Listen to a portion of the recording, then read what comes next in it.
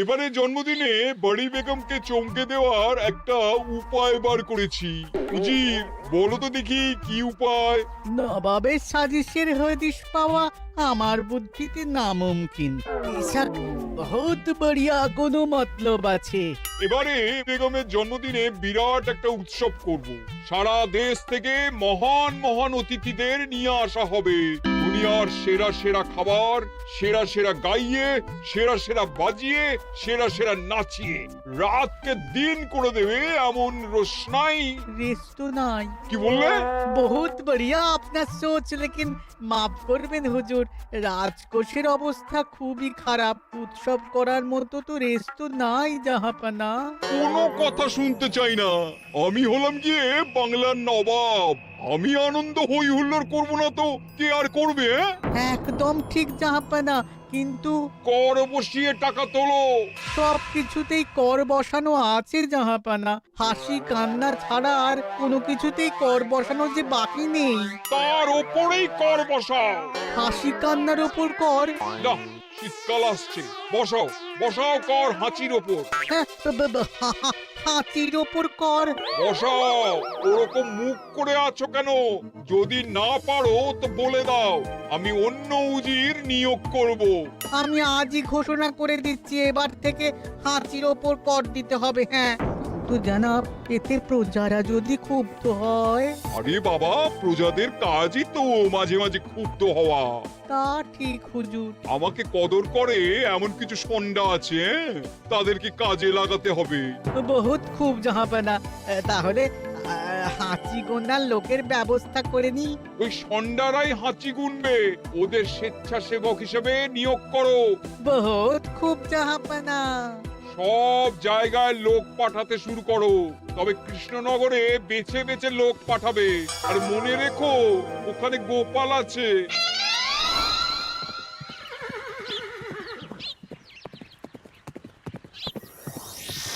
সব জায়গায় কর আদায়কারী পাঠিয়ে দেওয়া হয়েছে জাহাপানা।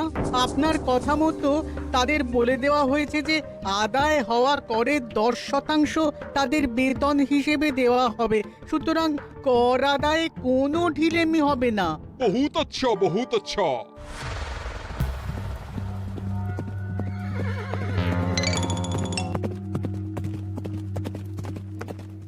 হ্যাঁ, তুমি ঠিক পড়েছো তো মন্ত্রী?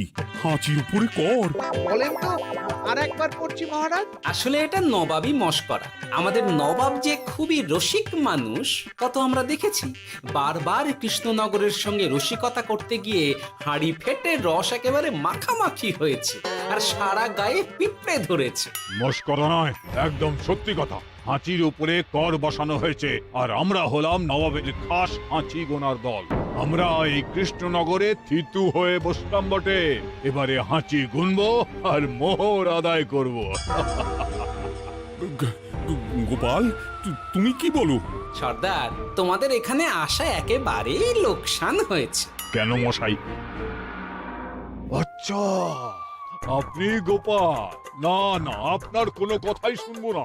আমাদের পই পই করে বলে দেওয়া হয়েছে, গোপাল হইতে সাবধান। সর্দার, আমি তোমাকে সাবধান হতেই বলছিলাম। হাঁচি ধরতে গেলে তোমাদের খুব সতর্ক থাকতে হবে, কারণ এই কৃষ্ণনগরের বাসিন্দাদের শরীর স্বাস্থ্য এত ভালো যে এখানে কেউ হাঁচে না, কাশে না, ঢেকুর তোলে না, ইয়ে করে না। বলেন কি মশাই? এটা তো নবাবকে জানাতে হচ্ছে। যাও যাও, এক্ষুনি মুর্শিদাবাদে ফিরে গিয়ে নবাবকে জানাও। ওরে, কেউ এদের যাওয়ার ব্যবস্থা করে দে। ওই তো হেঁচেছে। হাঁচি এক, পুরো এক মোহর। হাঁচি দুই, দুই মোহর। আরে, এটা তো হাঁচির বাচ্চা, এটা তো ধরলে চলবে না। কেন? হাঁচি হলেই তো হলো। কি করব সর্দার? লিখবো? দেখ, একবার গুনে যখন ফেলেছি পুরো ছাড়তে পারবো না। আধমোহর লেখ। এটা কাশি, কাশিতে কোনো করের কথা নেই। ওরে লেখ লেখ লেখ লেখ লেখ। হাঁচি তিন, পুরো এক মোহর। হাঁচি চার।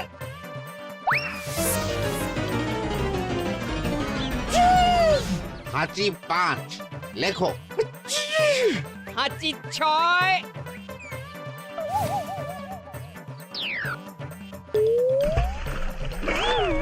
যা, যা কি রে, শুনেছিলাম কৃষ্ণনগরের মন্ত্রীটা মাথা মোটা, প্রমাণ হয়ে গেল।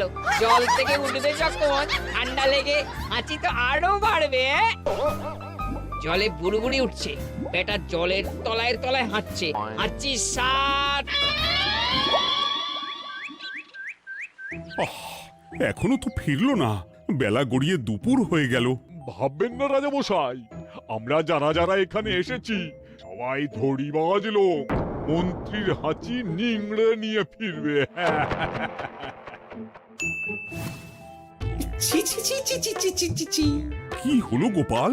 আমরা কৃষ্ণনগরের প্রবাদ প্রতিম আতিথেয়তার অসম্মান করেছি মহারাজ। কেন? কিভাবে? কখন?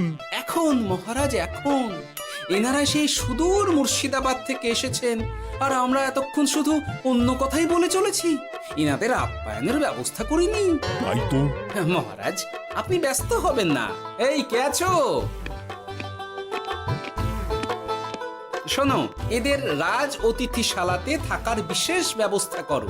এদের খাবার যাবে মহারাজের পাকশাল থেকে। এদের সব সুবিধে অসুবিধে দেখার জন্য দাস দাসী নিযুক্ত থাকবে। চলো হে চলো। আরে দাঁড়াও সর্দার, হ্যাঁ বলুন। তোমাদের তো আবার গোপালের কথা শোনা বারণ। আমার ব্যবস্থায় বোধহয় তোমরা থাকবে না। বাদ দিন তো, আসলে ভয় ছিল আপনার বুদ্ধিকে, আর ভয় নেই। কেমন আগু পিছু বিচার না করেই বলে ফেললেন এখানে কেউ হাঁচে না। বুঝে গেছি, আসলে গোপাল হলো গল্প। চলো হে চলো, ও বড্ড খিদে পেয়েছে। প্রহরী, এই সর্দারের দলের বাকি লোকগুলো এলে এদেরকেও অতিথিশালায় নিয়ে যেও। হ্যাঁ, আচ্ছা। এ কি গোপাল, এই রক্তচোষাগুলোর জন্য তুমি রাজনিবাস আর রাজভোগের ব্যবস্থা করে দিলে? গোপাল কার পক্ষে মহারাজ?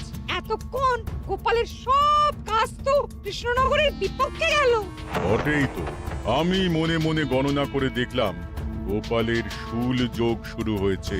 আগামী 1 যুগ ধরে গোপাল যেখানে থাকবে সেখানে রাহুর প্রকোপে দুঃখ দারিদ্র মহামারী একসঙ্গে এসে ধরা পড়বে।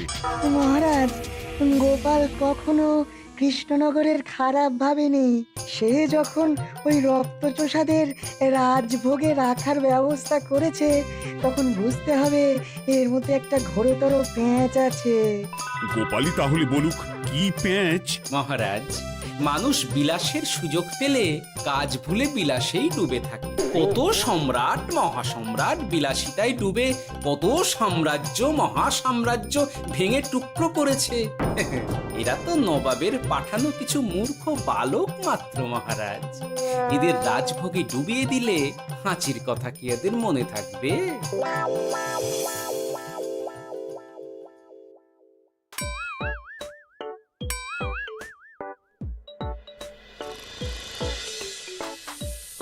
কি ব্যবস্থাপনা সব ঠিক আছে তো? হ্যাঁ হ্যাঁ, খাসা ব্যবস্থা হয়েছে। আপনারা আমাদের অতিথি বলে কথা, আরাম করুন।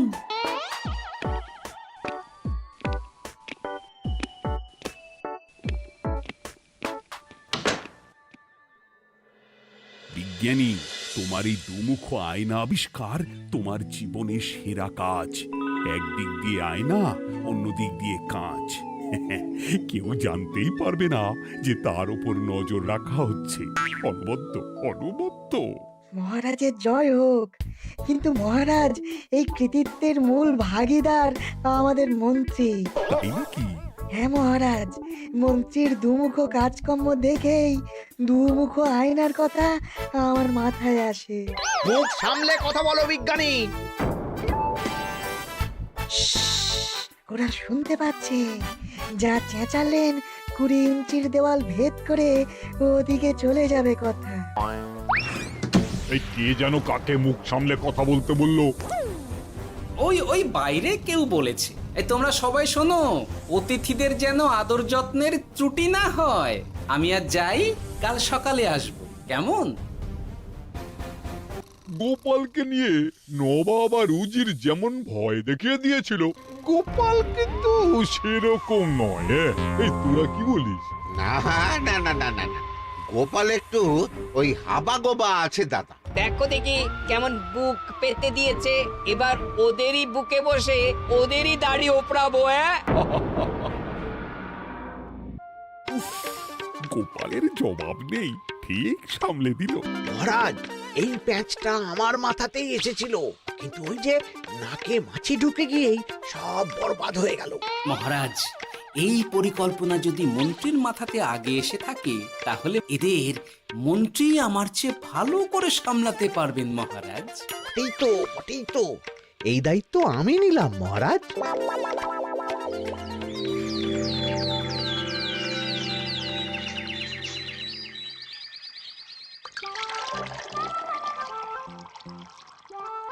আহা, সকালে ঘুম থেকে উঠে এই রকম বেলের পানা যেন স্বর্গের অমৃত। আছে আছে, আরো আছে। পানীয়, খাদ্য, আরাম, আয়েশ, যত চাও তত পাবে। এ কি, আপনি গোপাল কোথায়? মহারাজ বিবেচনা করে দেখেছেন যে মহামান্য অতিথিদের পরিচর্যার ভার গোপালের মতো একজন ভাঁড়ের পক্ষে বহন করা সম্ভব নয়, তাই এই দায়িত্ব আমাকে দেওয়া হয়েছে। কিন্তু কোনো কিন্তু নেই সর্দার, আমি যে খানা পিনা নাচা গানা আমোদ আহ্লাদের ব্যবস্থা করেছি দেখে তুমি চমকে যাবে। দেখা নয় বিজ্ঞানী, এবার শুধু কাজের সময়। কাল মন্ত্রীর উপর ওদের ভার ছেড়ে দিয়ে কৃষ্ণনগরের যে সর্বনাশটি করেছো, কোনো কাজ করে আর সেটিকে সামলানো যাবে না। হ্যাঁ, আহা, তোমার দেখছি মন্ত্রীর উপরে একটুও আস্থা নেই। ঠিক কি প্যাচ করছো বলো তো? প্যাচের কথা পরে হবে, তোমাকে যত তাড়াতাড়ি সম্ভব হাঁচির ওষুধ আবিষ্কার করতে হবে। হাঁচির ওষুধ? হ্যাঁ, হাঁচির ওষুধ। ওভাবে দেখছো কি বন্ধু? তোমাদের কাজের সব দায়িত্ব এখন আমার কাঁধে। তোমরা আমোদ করবে আর আমি কর আদায় করে তোমার হাতে এনে তুলে দেব। সর্দার, এর মধ্যে একটা চাল আছে মনে হচ্ছে। কি আর আমি বুঝিনি। এখন কি করবে? বিশ্বাস করে আদায় উসুলের ভার এর উপরে ছেড়ে দেবে? পাগল নাকি? মন্ত্রী মশাই, বলো বন্ধু। বলছিলাম আর দেরিতে কাজ কি?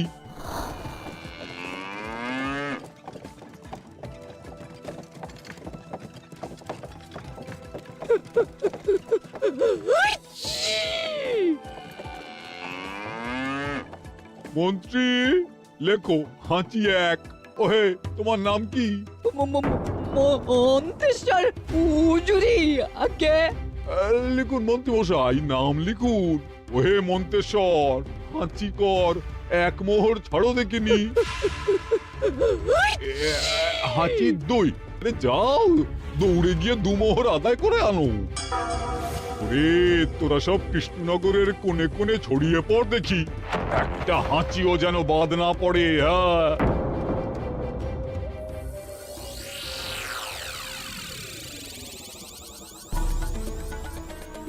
এটা হুজুরে আলাক বর্ধমান, খাম্বাস এবং কৃষ্ণনগর থেকে।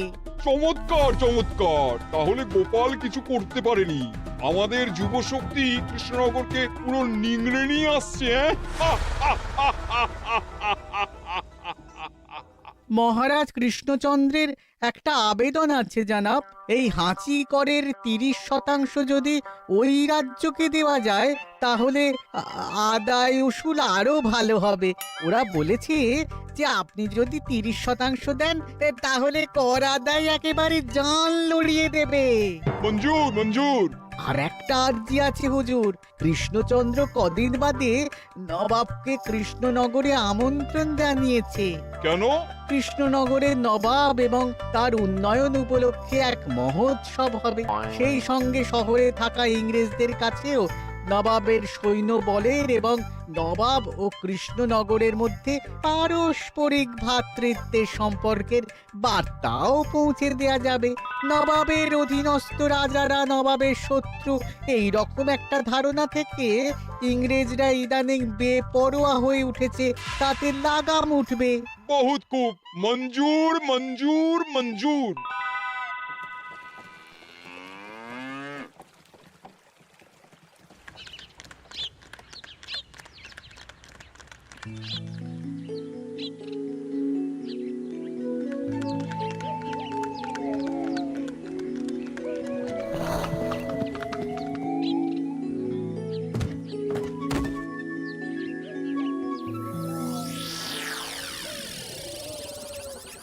কি ব্যাপার গোপাল? জাহাপনা বলুন, কি খিদমত করব? আমি যা বলবো তাই করবে। অবশ্যই জাহাপনা। क्या बात উজির, তুমি সাক্ষী, মহারাজ কৃষ্ণচন্দ্র আপনিও সাক্ষী।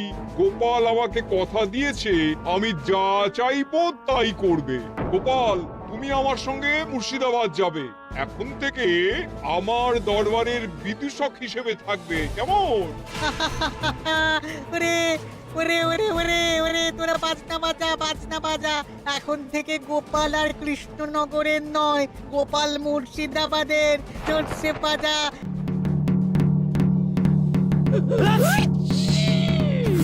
কি হলো? হুজুর, মনে হচ্ছে আপনার সৈন্যদল হাঁটছে। হ্যাঁ? হুজুর, হাঁচিগড়ের বন্যা, সব সৈন্য 10-12টা করে হেঁচে ফেলেছে। মানে প্রচুর মোহর হয়ে গেছে আর বাড়ছে বাড়ছে। আমার হাঁচি গোনার দল একটা হাঁচিও বাদ দেবে না। মোহর রাখার জন্য নতুন পোশাকখানা বানাতে হবে হুজুর। সর্দার, আমাদের হাঁচিগুলো কি খুলবো? হ্যাঁ, নিশ্চয়ই, একটা হাঁচিও যেন বাদ না পড়ে। চলুন হুজুর, আমরা এখানে দাঁড়িয়ে থেকে আর কি করব? ওরা হাঁচুক আর হাঁচি গুনুক। চলুন নবাব বাহাদুর, আপনার জন্য কৃষ্ণনগরের রাজাতিথ্য অপেক্ষা করছে।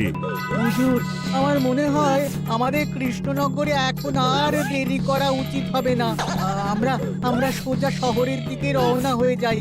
শহরের ইংরেজদের শিক্ষা দিয়ে ফেরার পথে আমরা কৃষ্ণনগরের আতিথ্য গ্রহণ করব। সে কি? মহারাজ, নবাবের মতো কর্তব্যপরায়ণ ইনসানকে তার কর্তব্য পালনে বাধা দেবেন না। আমরা ওনার শহর থেকে ফেরার অপেক্ষায় থাকব। ঠিক ঠিক, আমার এক্ষুনি শহরে যাওয়ার দরকার।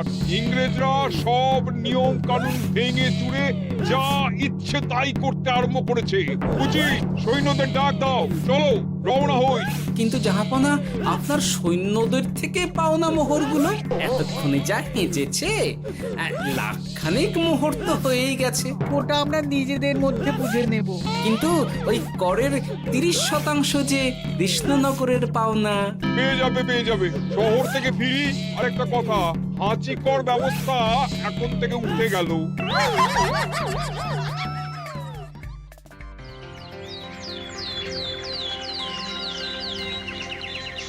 মহারাজ, কিভাবে গোপাল ভাঁড় মহাশয় নবাবের উন্মাদের মতো জারি করা ওই হাঁচিকর থেকে আমাদের সকলকে রক্ষা করেছেন তা আমরা সকলেই জানি। সমাজের তরফ থেকে তাই গোপালকে সামান্য উপহার।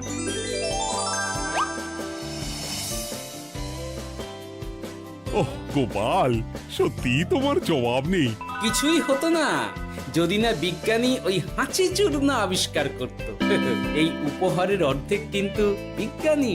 সবই তো বুঝলাম, নবাবকে সৈন্য সহ নিমন্ত্রণ থেকে সৈন্যদলকে হাঁচি চূর্ণ মাখানো চাঁদোয়ার তলায় ঢোকানো পর্যন্ত। কিন্তু চাঁদোয়া থেকে হাঁচি চূর্ণ ঝরে পড়লো কি করে, সেটাই তো বুঝলাম না। এটা তুমি বলো বিজ্ঞানী। শব্দে বাতাসে কম্পন তৈরি হয়। গোপালের হাততালিতে আমার ঘরের শাড়ি থেকে হাঁচির জন্য ঝরে পড়েছিল। এখানে চাঁদোয়া থেকে ঝরে পড়েছিল বাজনার শব্দে। কি ব্যাপার বিজ্ঞানী, তুমি এখন ছেলে খেলা করছো? হাঁচির ওষুধ হ্যাঁ, হয়ে গেছে। হয়ে গেছে। মূল উপাদান তামাক, গোলমরিচ আর আলকুশির গুঁড়ো। কাজ হবে। হাততালি দাও। হাঁচ! কাজ হলো। ব্যাপারটা কি হলো? ওই শাড়িটাতে হাঁচি চূর্ণ মাখানো আছে, তোমার হাততালির শব্দের কম্পনে ঝরে ঝরে পড়েছে। একবার নাকের কাছে এলে পিঁপড়ের থেকে পিশাচ, হাঁচতেই হবে, হাঁচতে হবেই হবে। নবাব যদি বাজনা বাজাতে না বলতো। আমাদের বাজনদাররা তৈরি ছিল মহারাজ। যাক, সবই ভালোই ভালোই মিটে গেল। যার শেষ ভালো তার সব ভালো। ব্যাস, এখন শুধু একটাই কাজ বাকি। নবাবের কাছ থেকে করে 30% বাবদ পাওনা মোহর মুর্শিদাবাদে গিয়ে নবাবের কাছ থেকে তুমি নিয়ে আসবে। আচ্ছা মহারাজ। হাসির রাজা, জ্ঞানের রাজা, রসিক রাজা।